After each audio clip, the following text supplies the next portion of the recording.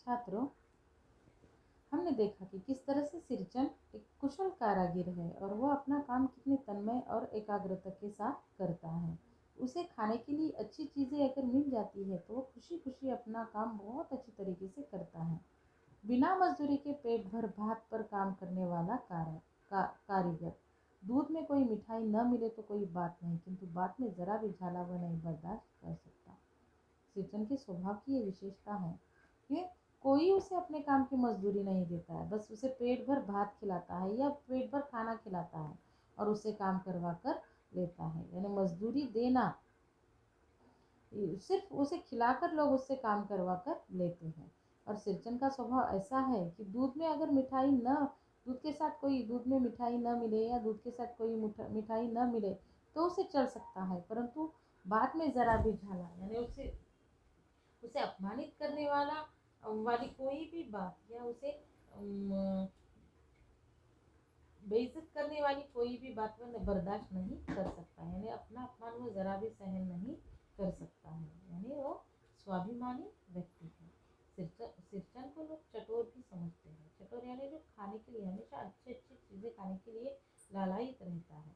तो लोगों के मन में एक उसके प्रति ऐसी प्रतिमा बन गई है कि जो खाने के लिए हमेशा कैसे रहता है, अच्छी अच्छी चीज़ों खाने के लिए हमेशा उसके मन में या वो ललचाया हुआ होता है।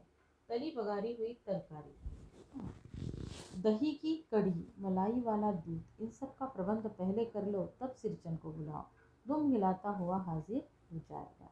यानी लोगों के मन में एक धारणा बनी है कि पहले अच्छी तरह से बहुत ज़्यादा तेल में तली हुई तरकारी, कड़ी भी उसे कैसी पसंद है, इमली के रस की कड़ी नहीं बल्कि दही की कड़ी उसे पसंद है। दूध मलाई वाला दूध होना चाहिए। ये इन सारी चीज़ों का या इन सारे पदार्थों का प्रबंध या व्यवस्था पहले कर लो, तभी सिरचन को बुलाओ। और सिरचन को पता चल जाएगा कि ये खाने के लिए ये सारी चीज़ें मिलने वाली है, तो वो दुम हिलाता हुआ क्या हो जाएगा, वह पहुंच जाएगा। खाने पीने में चिकनाई की कमी हुई कि काम की सारी चिकनाई खाता। इन लोगों को क्या लगता है, ऐसी चिकनी चीज़ें यानी मलाई वाला दूध, दही वाली कड़ी, तेल में तली हुई तरकारी, इस तरह की चिकनाई वाला खाना उसे पसंद है। उसे अगर रूखा सूखा खिलाया यानी कि खाने की चिकनाई अगर खत्म हो गई, खाने पीने की चिकनाई यानी रूखा सूखा अगर उसे खाने के लिए दिया तो काम भी वो वैसे ही करता है। यानी चिकनाई भरा खाना अगर उसे अच्छी चीज़ें खाने के लिए दी जाए तो काम भी वो मन लगा कर करता है। सूखा सूखा अगर खाने के लिए दिया जाए तो उसका काम भी वैसा ही होता है। तो वो क्या कर तो यानी काम की चिकनाई खत्म हुई, यानी वो क्या हो, काम अधूरा रखकर उठ खड़ा होगा। आज तो अब अधकपाली दर्द से माथा टनटना रहा है, थोड़ा सा रह गया है, किसी दिन आकर पूरा कर दूंगा। किसी दिन माने कभी नहीं।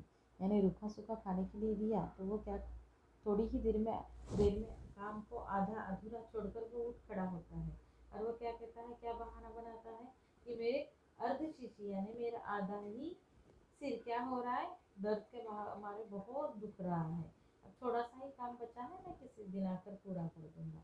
और किसी दिन आकर पूरा कर दूंगा यानी कभी भी वो नहीं आएगा। यानी वो काम वैसे ही आधा छोड़कर चले जाएगा अगर उसे रूखा सूखा या अच्छी चीज़ें खाने के लिए नहीं दी तो। मोती मोती घास और पटेल की रंगीन शीतल पाटी, बांस की तीलियों की झिलमिलाती चिक, सतरंगे डोर के मोढ़े, भूसी चुन्नी रखने के लिए मूंछ की रस्सी के बड़े बड़े जाले, हलवाओं के लिए ताल के सूखे पत्तों की छतरी टोपी तथा इसी तरह बहुत से काम हैं जिन्हें सिरचन के सिवा गांव में और कोई नहीं जानता। मोती एक प्रकार की घास है। मोती और पटरे की रंगीन शीतल पाटी यानी चटाई, बांस की तीलियों की झिलमिलाती चिक, बांस यानी बाम्बू जो होता है उसकी तीलियों से बनाती हुई झिलमिलाती चिक यानी पर्दा, सतरंगे यानी 7 रंगों के डोर के मोढ़े, भूसी और चुन्नी रखने के लिए मूंछ की रस्सी के बड़े बड़े जाले, या हलवाओं के मिठाइयों पर ढकने के लिए जो सूखे पत्तों की छतरी टोपी बनाई जाती है वह। इसी तरह के बहुत से काम हैं जिन्हें पूरे गांव में सिरचन के सिवा और कोई नहीं कर सकता। तो ये सारी चीज़ें सिर्फ और सिर्फ गांव में सिरचन को ही बनाने के लिए आती थी, या वही एक कारीगर रह गया था जो ये सारी चीज़ें बना सकता था। यह दूसरी बात है कि अब गांव में ऐसे कामों को बेकाम का काम समझते हैं लोग। यानी जिस जिस तरह से हम आधुनिक होते जा रही हैं, नई नई चीज़ें आती जा रही है, कपड़ों के अलग अलग प्रकार के कपड़ों के पर्दे हैं या चटाइयाँ बनाई जाती हैं जो रेडीमेड मिलती है, जिसके कारण अब क्या हो गया है, गांव में भी सिंचन के इस काम को लोग महत्व नहीं देते जैसे पहले देते थे, या जिस तरह से पहले उसके काम की उसकी चीज़ों की मांग थी हमेशा, वैसे अब वो क्या हो गई थी, कम हो गई थी। इसलिए उसका काम का महत्व भी क्या हो गया था, कम हो गया था। बेकाम का काम जिसकी मजदूरी में अनाज या पैसे देने की कोई ज़रूरत नहीं, पेट भर खिला दो, काम पूरा होने पर एक आध पुराना धुराना कपड़ा देकर विदा करो, वह कुछ भी नहीं बोलेगा। लोगों को के काम ही कैसा लगता था, बेकाम का, कोई महत्वपूर्ण नहीं लगता था। इसलिए इस काम के लिए उसे पैसों में या अनाज के रूप में कोई मजदूरी देने के लिए तैयार ही नहीं होता था। लोग समझते थे कि बस उसे पेट भर खिला दो, अच्छे अच्छे अच्छा खाना खिला दो, और तो वो काम कर देगा, और काम पूरा होने पर एक आध पुराना कपड़ा या कोई धोती उसे दे दो तो वो खुश हो जाएगा, और वो इस पर कुछ बोलेगा भी नहीं, या पैसे या अनाज की मांग भी नहीं करेगा, या नए कपड़े की मांग भी नहीं करेगा। बस पेट भर, एक बार पेट भर खिलाने पर वो क्या कर देगा, अपना काम कर देगा, कुछ भी नहीं बोलेगा। ऐसी बात नहीं, सिरचन को बुलाने वाले जानते हैं, सिरचन बात करने में भी कारगर है। यानी सिरचन स्वाभिमानी एक व्यक्ति था, स्वाभिमानी कारागिर था। यानी कुछ भी बोलेगा ऐसे नहीं है।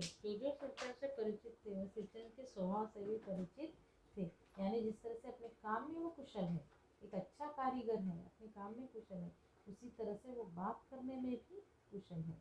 बातों में उससे जीता नहीं जा सकता। महाजन टोले के बच्चू महाजन की बेटी सृजन की बात सुनकर तिलमिला उठी थी।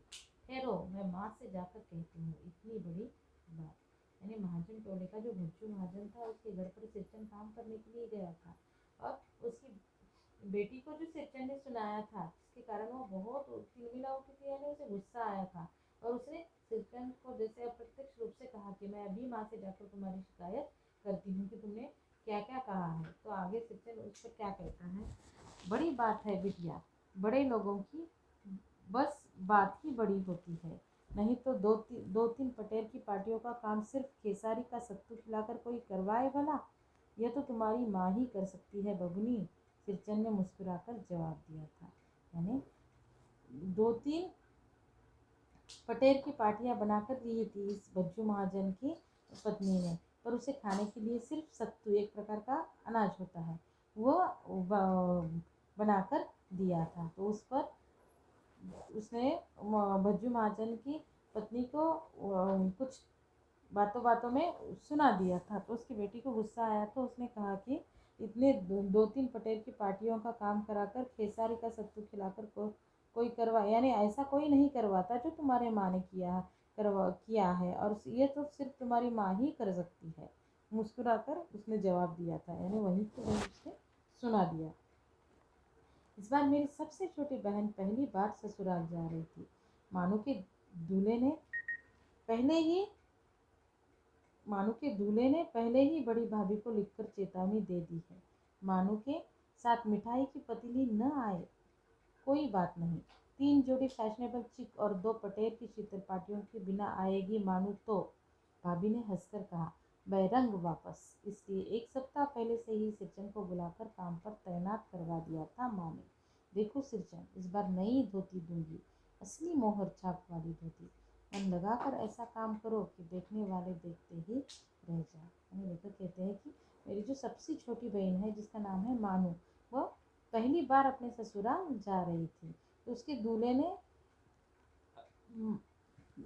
मांग की थी, और वो मांग भी किसके साथ की थी, उन्होंने बताया था कि मानू के साथ अगर मिठाइयाँ नहीं भेजे होंगे तो भी चलेगा, पर उसके साथ क्या, 3 जोड़ी फैशनेबल पर्दे और पटेल की 2 शीतल पाटियाँ यानी चटाइयाँ, यह तो मानू के साथ भेजना ही है। अगर ये नहीं भेजोगे तो, यानी जैसे प्रत्यक्ष रूप में उन्होंने क्या किया था, एक धमकी सी दी थी। तो भाभी ने भी हंसकर क्या कहा था, अगर ये सब चीजें लेकर मानू नहीं आती है तो बेशक उसे वापस भेज दीजिए। अब मानू के साथ ये सारी चीजें उसकी जो पति ने मंगवाई थी वो बनाकर लेनी थी सिरचन से। इसलिए 1 सप्ताह पहले ही सिरचन को माँ ने क्या किया था, बुलाकर काम पर तैनात करवा दिया था और कहा था कि सिरचन इस बार इतनी अच्छी तरह से ये शीतल पाटी और चीज बनाओ कि तुम्हारे काम अच्छे काम के कारण काम करोगे तो मैं तुम्हें क्या करूँगी, नई धोती दूंगी। और वो भी कैसी धोती, असली मोहर छाप वाली धोती। मन लगाकर ऐसा काम करो कि देखने वाले देखते ही रह जाए। जैसा तुम काम करते हो उससे कई गुना जितना अच्छा तुम काम कर सकते हो वो काम तुम करो, तो उस काम के बदले में मैं तुम्हें असली मोहर छाप वाली धोती दूंगी। यानी तुम्हारे काम को, यानी जो शीतल पाटी पर्दे तुम बनाओगी तो उसे देखकर लोग देखते ही रह जाए, इतना इतना सुंदर तुम्हारा काम है। ऐसा माँ ने पहले ही सृजन को कहा था।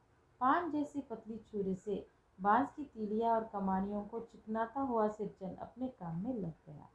यानी पान की जैसी पतली छुरी से वो क्या कर रहा था, बांस की तीलियां यानी पतली पतली तीलियां निकाल रहा था कमानियों को, और उसको चिकनाता हुआ सृजन अपने काम में लग गया, क्योंकि आज अब उसे बहुत अच्छी सुंदर पर्दे और चटाई बनाकर देनी थी मानू के लिए। रंगीन सुतलियों में झब्बे डालकर वो चिक बुनने बैठा, यानी वो रंगीन सुतलियों से पर्दा ओढ़ने के लिए वो बैठा। 1.5 हाथ बिनाई देखकर ही लोग समझ गए कि इस बार एकदम नए फैशन की चीज़ बन रही है। और उसने वो पर्दा 1.5 हाथ बुना था, और वो 1.5 हाथ बुना हुआ पर्दा देखकर ही लोग समझ गए कि अब तक नहीं बनाया था ऐसे नए फैशन का पर्दा वो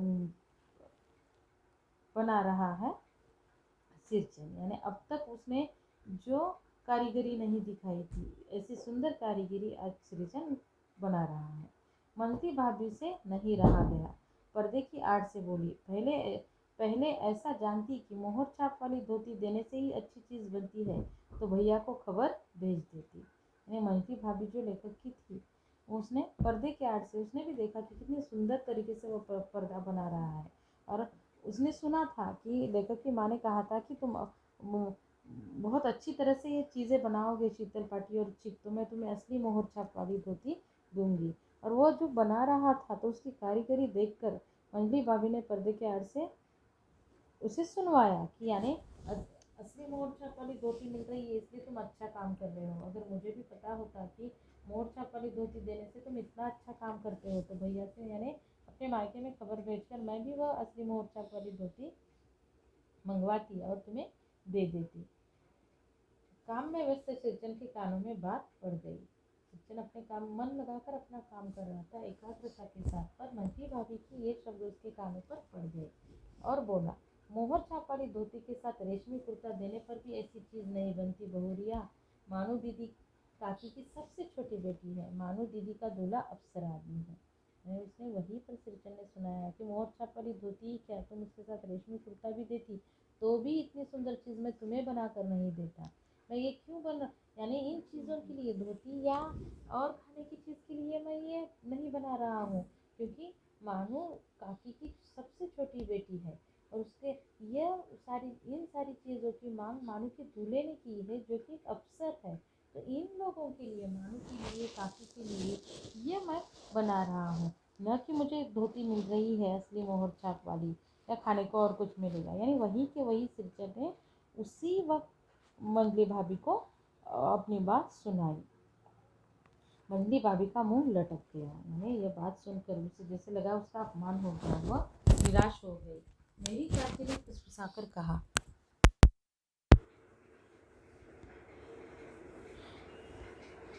मेरी चाची ने फुसफुसाकर कहा, किससे बात करती है बहू, मोहर छाप वाली धोती नहीं, मूंगिया लड्डू। बेटी की विदाई के समय रोज़ मिठाई खाने को मिलेगी, देखती है ना। यानी मंजली भाभी का मुंह लटक गया था, तो चाची ने फुसफुसाकर यानी धीरे धीरे क्या कहा कि किससे बात करती है बहू, मोहर छाप वाली धोती ही नहीं, मूंग के जो लड्डू है, और बेटी की विदाई हो रही है तो रोज़ मिठाई खाने के लिए मिलेगी। इस कारण सिरचन क्या कर रहा है, इतनी अच्छी ये शीतल पाटी और चिक बना रहा है।